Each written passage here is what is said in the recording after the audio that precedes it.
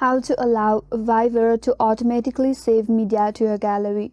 Hi everyone, this is Kate from Create Login and Delete and I'm back with new video. And on today's tutorial, we will see how we can allow Viber to automatically save media to a gallery. So without any further ado, let's get started.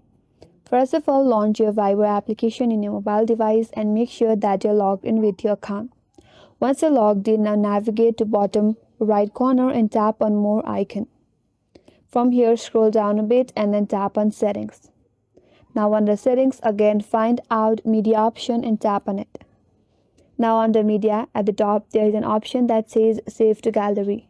Make sure you have selected that with the blue tick mark. Once you have done with that, now Viber will automatically save media to your gallery.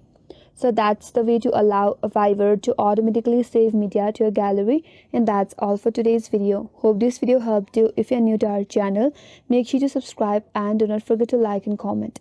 Thanks for watching and stay tuned for more upcoming videos.